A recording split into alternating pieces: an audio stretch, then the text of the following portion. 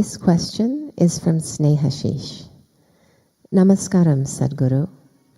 I am a seeker and I am working on a concept of artificial consciousness. Whoa. I have a fundamental question for you. Can consciousness be computer programmed, and can machines have consciousness? I understand, following your videos and books, that objects can be created by certain techniques to form a yantra. Can this process be written in programming language?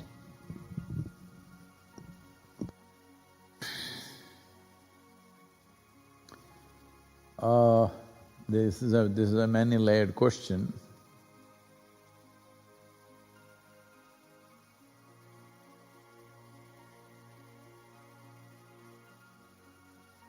In one way, the last part of the question, let me answer that first.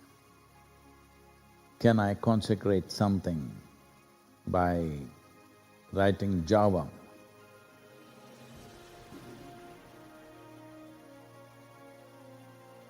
Well, a whole lot of things happened to me when I was writing a Java.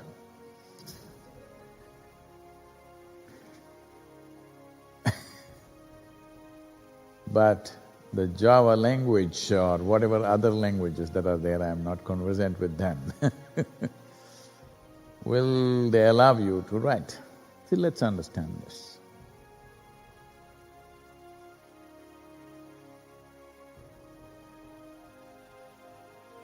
Consecration and consciousness, let's separate these two.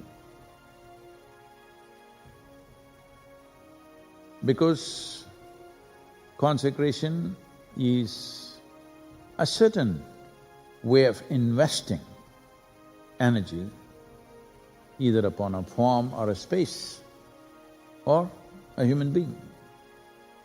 Investing a certain amount of energy so that it'll function at a certain level. Right now, you can dig the planet and dig out some copper and make a vessel out of it. This is very important.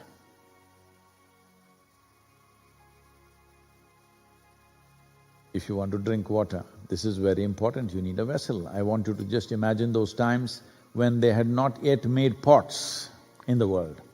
Earthen pots were not there. Just imagine, you want some water.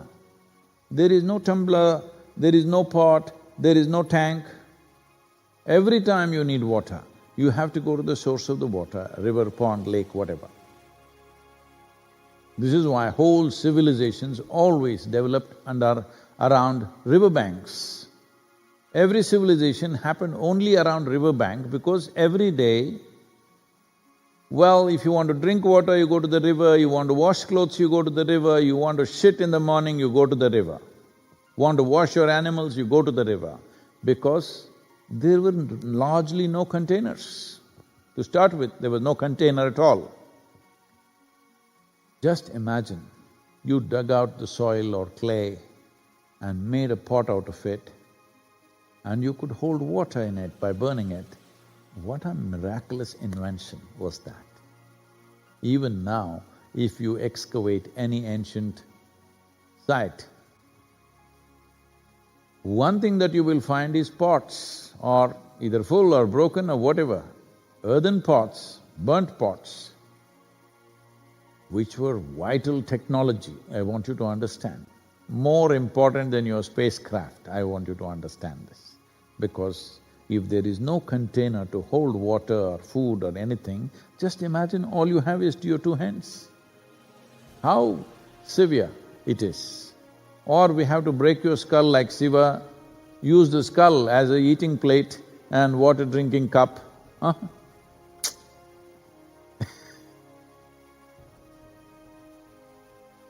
So, earthen pot is a fantastic technology which changed human life dramatically.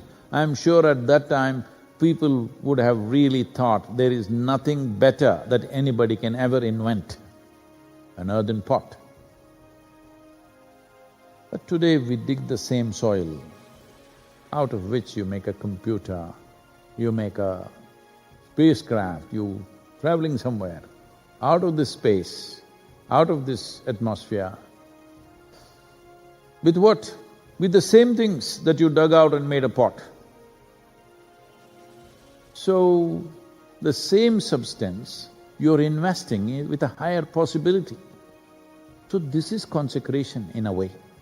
Well, that's being done mechanically there, but when you do it energy-wise, when the same substance can function at a higher possibility, now we say it's consecrated because it's invested with a certain amount of energy. Is an electronic board completely just physical? You know it is not. There's a little bit of… it's an energy play which is making things happen. When it works in a specific manner, the way we want, then it becomes a board or a chip or whatever you want to call it. How exactly it works, you don't know, but you know how to use it. Similar is the nature of consecration. We invested a certain energy for a certain purpose, to function in a certain way, so that that same substance can function at a higher level. This is true even with your body. At least in this lockdown period, if you are investing your time in the morning to do your Surya Kriya or Shakti or Namaskar or whatever, asanas, whatever else, you see within a few days or a couple of weeks, you can distinctly see that this same flesh and bone functions at a higher level. In a way, it's consecrating. If you want to look at it just as a definition, in a way you're consecrating the body to function at a higher level. Same solar energy, now you're transforming it into a higher level of function. So consecration is a certain investment of energy, let us say in a certain form, so that that form will function at a higher level. Consciousness is a completely different matter. We've already gone through this when I spoke in the beginning. Everything that you know has a boundary. Body, psychological space, emotional space, energy space, everything has a limited boundary. Consciousness is not bound by anything.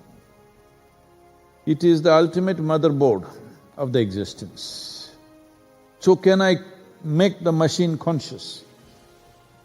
It's a ridiculous thing, even you cannot become conscious, I want you to understand, not in the usual… See, the word conscious being used in so many different ways, it's confusing, but let me tell you, there is consciousness. If you dissolve your physical form, if you dissolve your psychological form, if you dissolve your emotional and energy forms, you have become consciousness.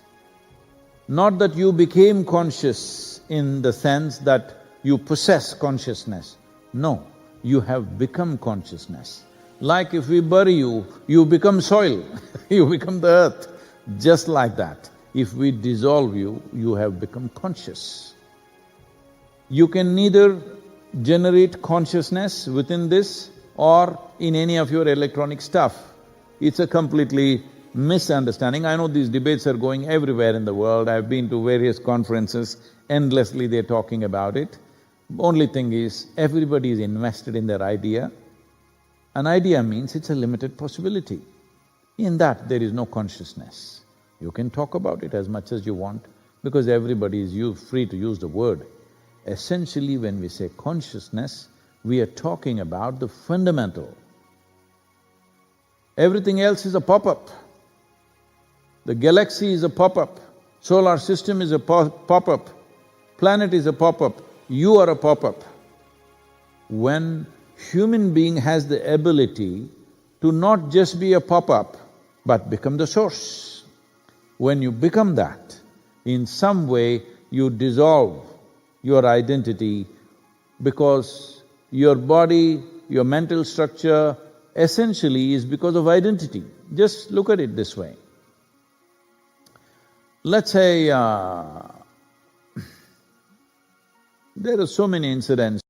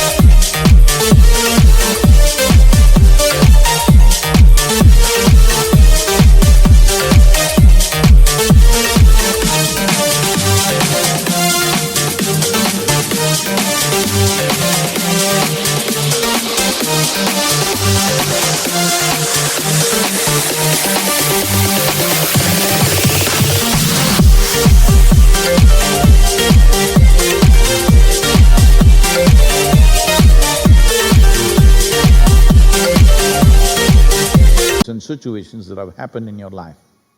Only those situations that you identify with, either by liking or disliking it, right now they are a part of you.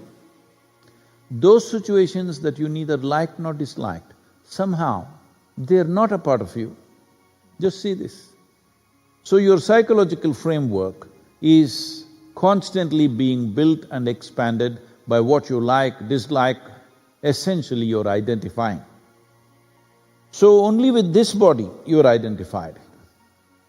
I don't have to go into the dirty details, but what is day after tomorrow's food? You still have not seen it. Unless you are that kind who eats out of your refrigerator, it's already there. That's a terrible way to live, I'm telling you. So if you have not seen day after tomorrow's food, but when day after tomorrow comes and becomes today, that which you have not seen becomes a part of you.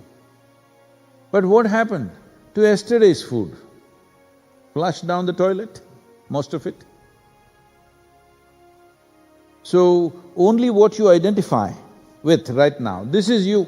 You are not going to go in search of all the shit that you flushed and said, that's me, that's me, that's me, because it's been you at some point, but you don't identify with it, so it's not you.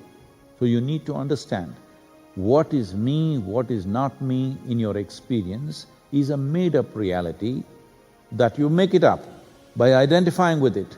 This is me, this is mine.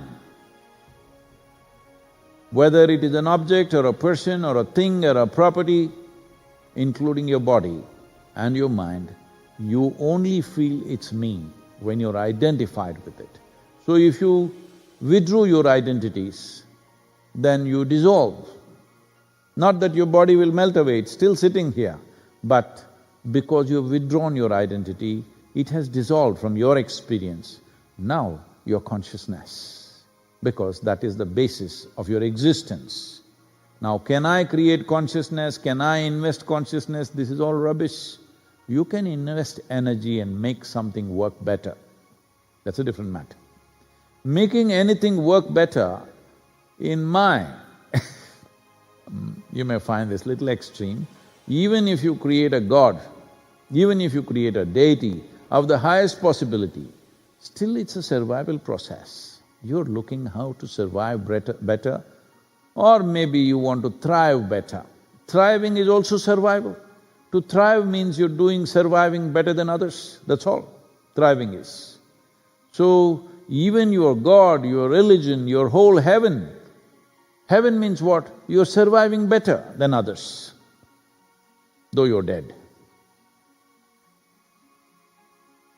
Though you die, you survive better than others. That's going to heaven, isn't it? So all this is just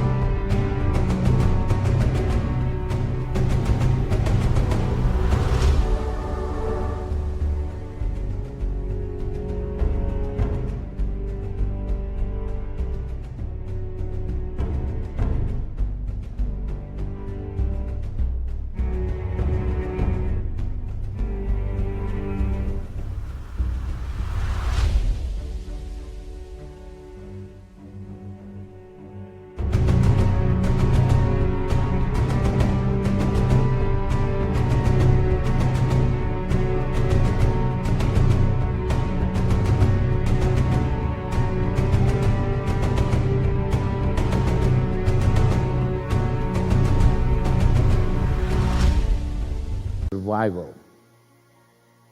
This is why continuously from day one when you came to the introductory, I've been talking about if you distance yourself from the instinct of survival, something else will happen to you.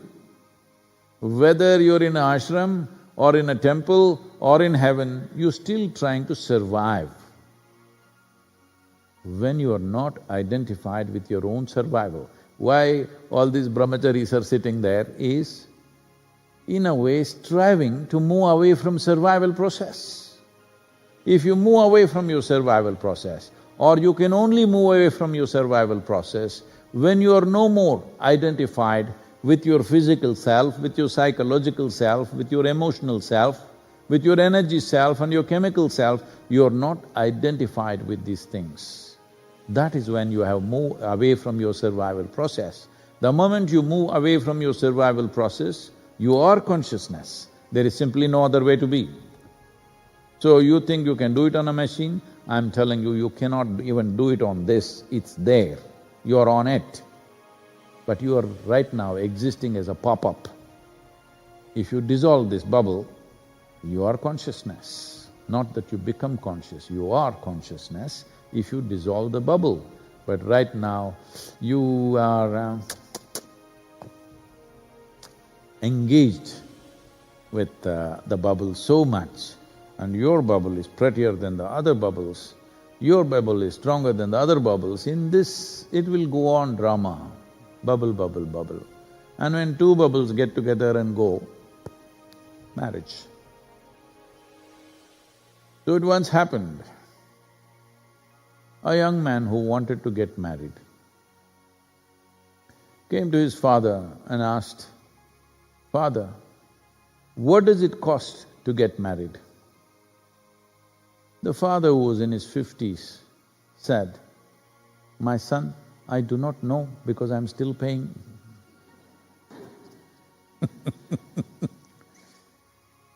Please, wherever you are, particularly if you are in India and United States, how conscious you are, how responsible you are, will determine the nature of the world. Please, let's make it happen. Let's make this happen, a better world. A better world is only with a better human being, there is no other way. And a better human being is a consequence of being a responsible human being.